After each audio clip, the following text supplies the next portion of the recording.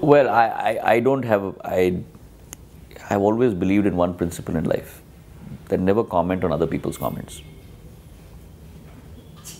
right? You've got to have your own view of things. On this issue particularly, as far as whatever the army has done, that is the army's prerogative to follow, and I don't think as a political party you need to comment on what the army does. Certainly what happened in Kashmir is, or what is happening in Kashmir is something that is worrisome to all 125 crore Indians today. We demitted office in Kashmir, leaving an environment of growth, of prosperity. Tourism was at a new high. GDP growth rate was almost at 6.5–7%. Employment was rising. There was an environment of stability. Certainly during our tenure of UPA for 10 years, there were incidents. No one's going to deny that. But overall, there's an environment of stability. Today, it has descended into chaos. And that chaos is because there is a Nelson's eye attitude from the center. The center, and I must say this very candidly, is not concerned at all in terms of what's happening in Kashmir. There is an unholy alliance or an unholy nexus just to attain power between two parties that are politically poles apart in terms of their thinking, the PDP and the BJP.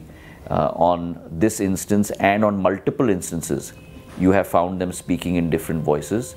The Prime Minister himself on the munch with the Chief Minister of J&K says, I don't need anyone to advise me on J&K. I know everything that there is to know.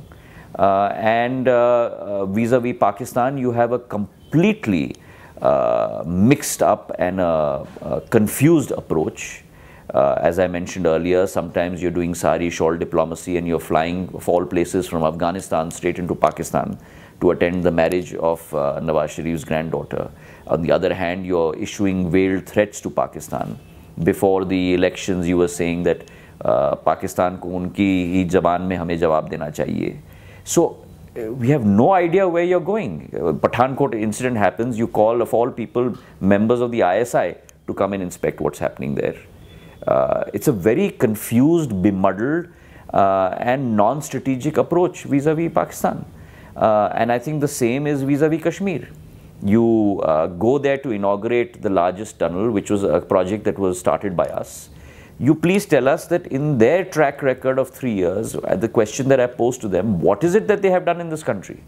All the projects that are being inaugurated today, whether it is power projects, road projects, tunnel projects, are all those that have been started by the UPA government.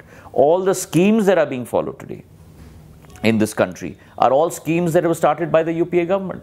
Whether you talk about Nirmal Bharat, which was now converted into Swachh Bharat, whether you talk about Aadhaar, which they decried, and you have the text of all their speeches, that this is the biggest corruption scam on the country of India, and this needs to be torn up and thrown out.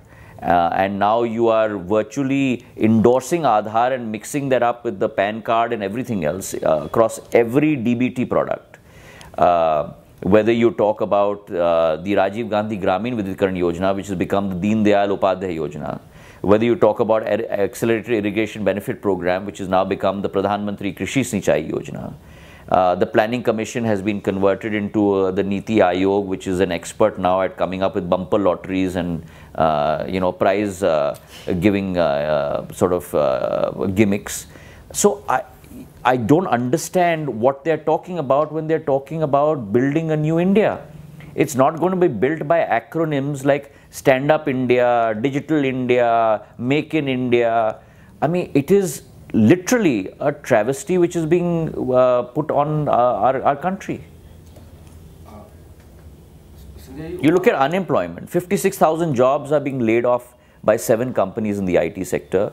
33% of IIT graduates are not going to get jobs. Unemployment is 5%, which is probably the highest rate ever. 5.69 crore households today don't have jobs in India today. What are we talking about Stand Up India and Digital India?